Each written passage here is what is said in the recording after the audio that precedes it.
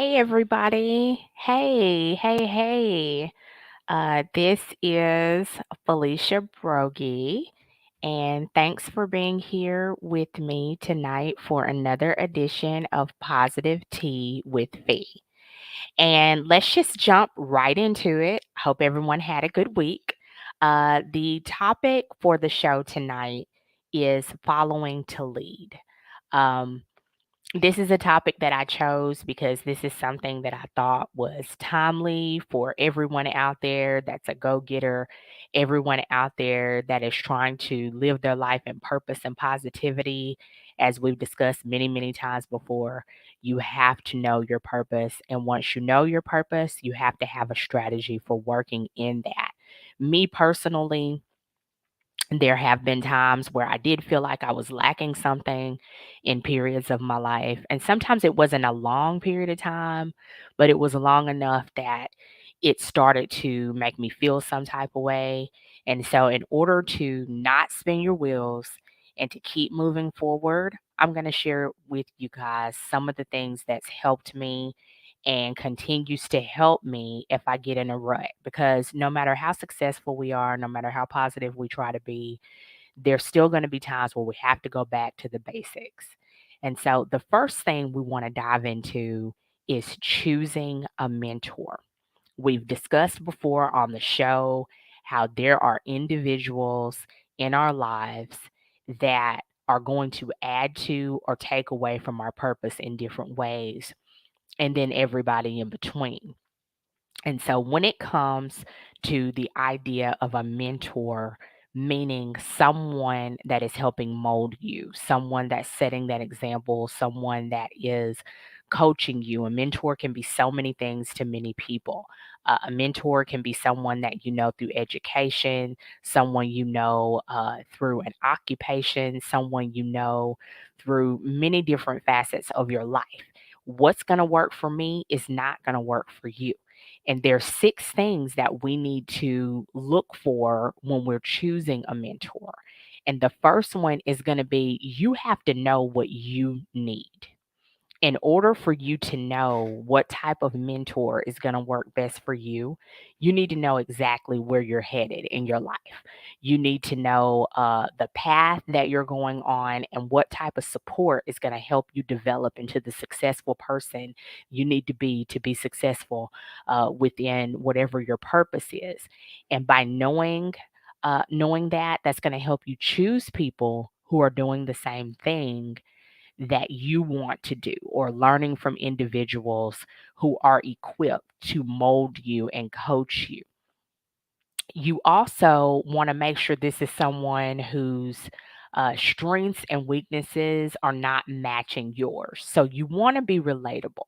Okay, first and foremost, that's important. So you may have some things in common with your mentor. And I don't mean the person that they became, I mean the person that they were at a certain point. You're going to need your walk to be enough comparison where you can relate to one another, where this is going to be someone who can be straightforward, blunt, but they're still going to need to have that empathy, and they're still going to have the dedication to helping you learn. So there is the dedication of a mentor when it comes to what they're teaching you. You know, you want somebody to know their stuff, but there also has to be a dedication to you learning. And in order to do that, you're choosing a mentor that truly cares about you being successful. And you want someone who's going to challenge you, but you also want someone that's human enough to understand where you are in your walk. And the balance is going to take you to heights you've never been before, because you're not going to want someone who's always tough. That doesn't work.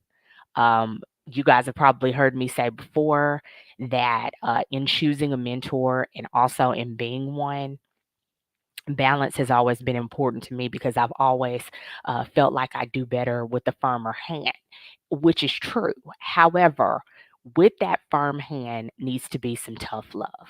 You can't just be tough. You can't just be loving. There has to be tough love when it comes to Felicia. I know what I need. I know what makes my mentors relatable to me, and I know where they fit in. You also want to choose someone that you can be objective about, but you want to do this in a way that's productive. See, you may have a mentor who's saying things that you don't want to hear, taking you places you don't want to go, but you're going to need insight enough about yourself to understand when you're uneasy or when you're being pushed out of your comfort zone versus someone who's not good for you. We're all going to be able to feel things that are uncomfortable when we're in any situation where we're changing, stretching, being led. And in following to lead, the choosing of the mentor is going to have to be something where you can have a solid, sound, objective approach. And some mentors are just meant for a season of your life, and other mentors, this becomes a lifelong dedication. I've had some mentors most of my life. Over 30 years. I've had some mentors for just a few years. And then there are some that start out as mentors and then they just become an acquaintance or a friend.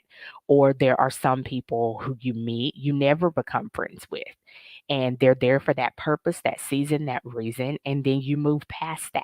But for each individual, you're going to have to know enough about your purpose and enough about your goals and the reason that you're needing to be mentored in order to choose a mentor. And sometimes you may think the mentor is choosing you. There can be both. You can choose the mentor can choose you. Okay.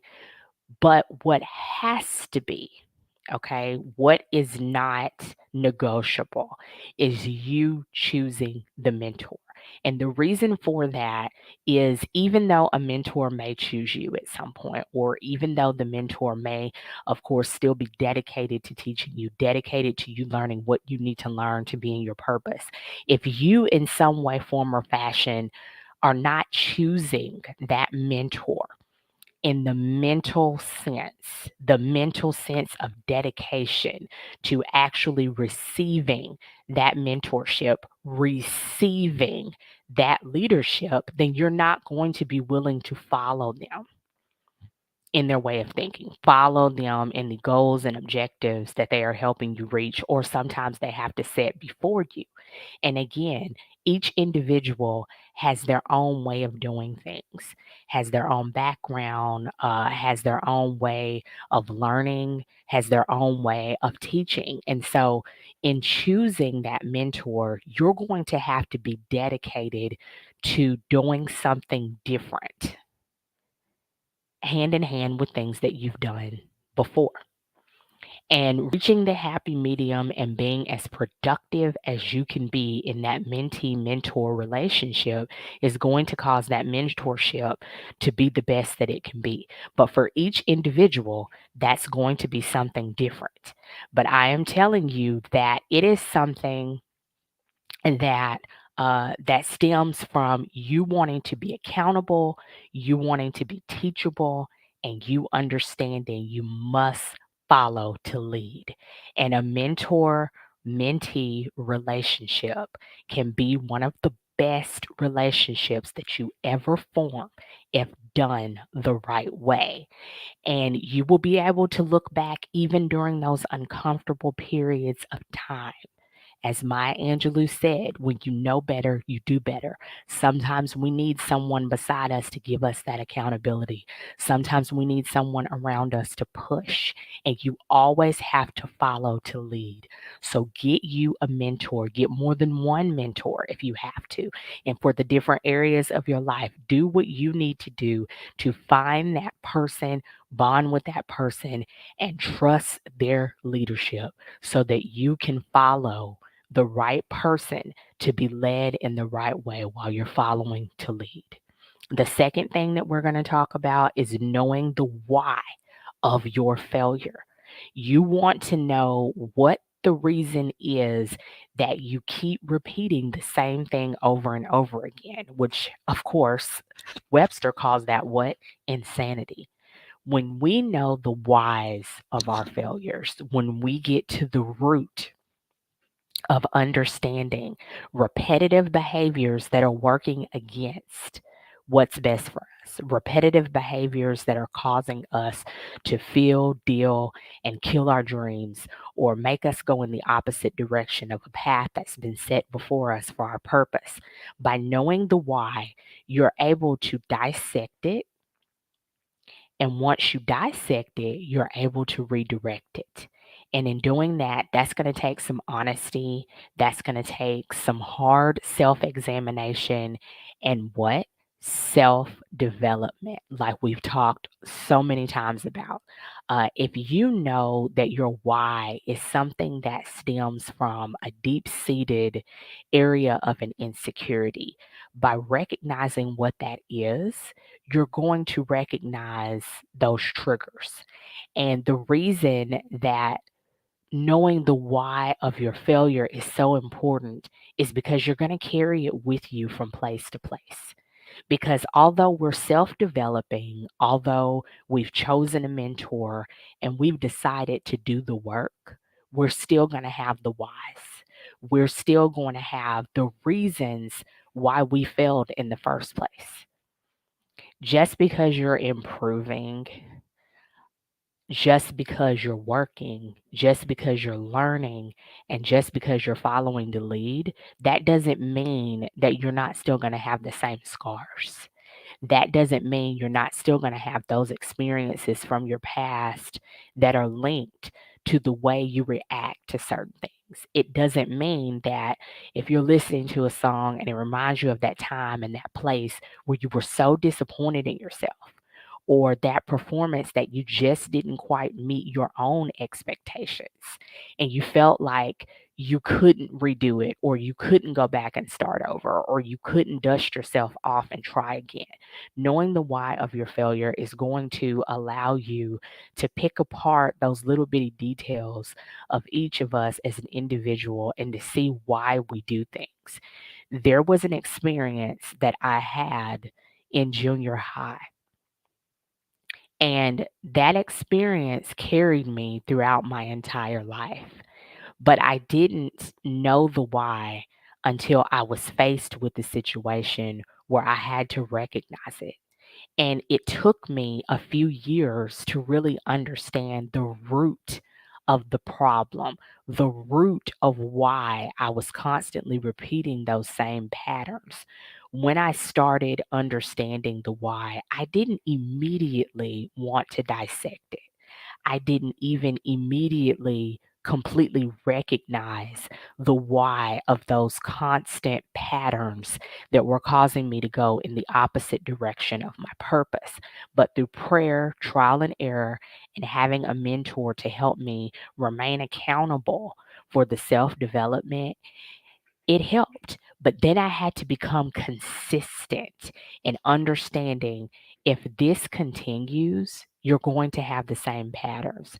See, we go through stages in recognizing the why of our failure.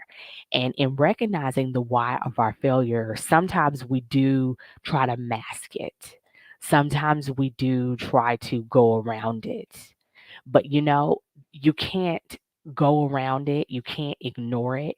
You can't decide you don't see it, and you can't unsee it, because the why of your failure is going to continue to look you in the face. We all have weaknesses. We all have things about us that stem from something, and we have to get to it and we have to nip it, because those roots didn't get there overnight, just like the roots of a tree don't get there overnight. They get there, they root there, they're planted there, and they start growing and growing and growing and growing into something bigger. And until you actually get to the root, the why of your failure, the why of the patterns, the why of the reasons why you can't trust, the why of the reasons why you have to second guess those who have proven to you over and over again that they're on your side, they want you to progress. And by understanding the why, I had to make a commitment to dissect it. I had to make a commitment to understand the reasons why certain things kept rearing their ugly heads. I had to understand myself. And when you know the why of your failure, that's a different understanding than you've ever had. And for everybody, just because one thing works at one time or another, you have to get kind of creative with yourself. We all have those personality quirks. We all have those experiences in life that may be so unsettling that it's something that makes us feel, like we just can't get past it. But you got to recognize that it takes work. And you got to recognize that you're worth it. You got to recognize that no matter what it is, that why is something that's part of you. And once you recognize that, whether it's working with your mentor, books, exercises that you can do, and sometimes even therapy, it can be years of really trying to understand the roots of who you are and the roots of understanding the reasons why you may not always have the confidence that you need, or reasons why you shy away from people, reasons why you isolate, reasons why you just don't want to engage. And by understanding that, you will stop repeating the same cycle over and over again. And it doesn't mean it's going to be easy, but it's something that you have to do because you're worth it. And the last thing that we want to tackle in following to lead is never giving up. Just like choosing a mentor is not easy, knowing the why of your failures are not easy. Sometimes you just don't feel like doing the work. It's easy to say, let's be positive when you're not in the heat of the moment. A lot of last month I took a break to revamp. I took a break to focus on some things in my life that were a little bit challenging. And I knew that I had to take a step back and really get a complete understanding for everything. And so, in doing so, there's always going to be times from each individual's life, each individual's path, that it's just too much. And in recognizing that and understanding you are human, allow yourself to be human, allow yourself to rely on the mentors that you have, and allowing yourself to recognize this is time that I need to rest and revamp. And sometimes going back to basics can mean taking times off from things that we really love, things that we really enjoy, but then you got to get back on that horse. And so I told you guys before that one of my whys in failure was isolating myself. And that doesn't work for me. You know, you need to recognize that there's a balance in everything. So when you're thinking about giving up and thinking about not doing all the work and thinking about not holding fast to the values that and standards that you've created and the things that have worked with for you before, in maintaining your purpose and being positive and doing the things that you need to do, you need to try to recognize what's causing you to be so tired. Sometimes we want to do too much all at once. It's a process. All of this is a process, and being able to look at someone, whoever they are, or look at a situation and know that you have to take a step back and be a follower. You have to take a step back and read the book. You have to take a step back and follow the leadership of a mentor. You have to take a step back and know that why. This is the time that I'm trying to isolate. I'm trying to isolate because I'm trying to avoid this situation, revamp, and get back in the game. You don't want to stay out of the game too long, because if you stay out of the game too long, you're going to have to go back to point A. It's okay to go back to the basics, but you want to keep your momentum. And in doing that, you have to hold yourself accountable to not stay out of the game too long. And that doesn't mean you don't need to recharge. Sometimes we need to recharge, but let's make it something that's positive. Let's not make our recharging a complete, I'm not doing anything at all. There always has to be a little piece of productivity so that you can maintain your momentum. And you can do that and still take vacations. You can do that and still take a rest. You can do that and still sleep in some Saturday. but you don't want to get into a habit of having a negative outlook on any hard work. And that most definitely can point to anything that you're doing, but especially self-development. And that goes back to having that mentor, having that accountability partner, and holding yourself to a certain standard, because what happens with the giving up thought, or the just not wanting to do it anymore, is that goes back in your mind to that comfort zone. And there's a fine line between taking a rest, refreshing, revamping, and just avoiding something altogether because you just don't want to feel that feeling that you get when you're getting pushed out of your comfort zone. And know that all of this is for the betterment of you as a person. All of this is for the betterment of you walking in your purpose. All of this is for the betterment of you having the life that God planned you to live. All of this is for the best. And you don't want to give up on you because you're worth it. You don't want to give up on those hard sessions. You don't want to give up on those hard times. Taking a break, revamping, protecting your peace.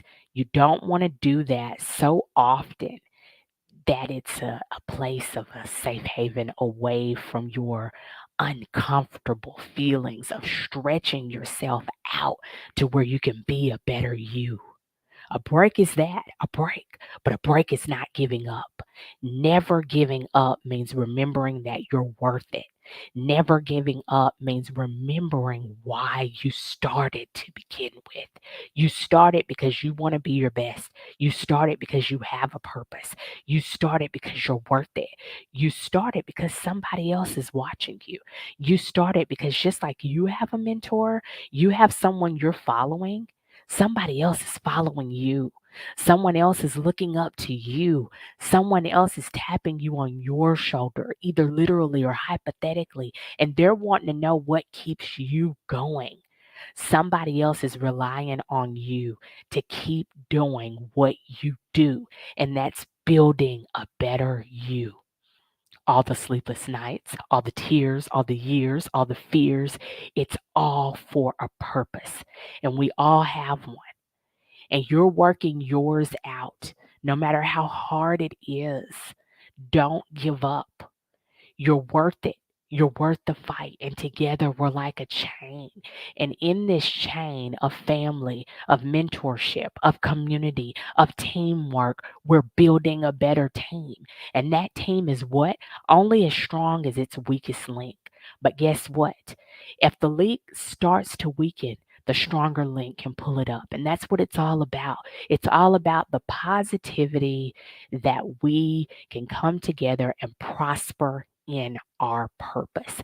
And you darn skip, it's tiring. It's very tiring, and you darn skip. It's not always fun, and sometimes you doubt yourself, and sometimes you just don't want to hear it. But you know what? It's worth it. Being humble and never giving up is going to get you to that place of knowing that you've done everything you could do to be the best you could be. And isn't it more worth it to be able to look back at choosing that mentor and going on that path for a better you? And whenever you see that why, that area that just rears its ugly head and causes you to second guess yourself, isn't it good to say, I'm not going to give up because I've come so far and I know I'm worth it and I know why I'm doing this. I know why I started this, and I got to see it through because someone built you for a reason. You have a purpose. So you keep following to lead, you keep doing your best, trust your mentor, trust your instinct, recognize your why, and never give up. I want to thank you guys for tuning in with me again tonight. Keep your head up, have the rest of your week in positivity, terrificness, and try to enjoy this wonderful weather wherever you are in the world. Even if there's rain, it can only rain for so long before it shines. You have a good night. Thanks so much. See you next week.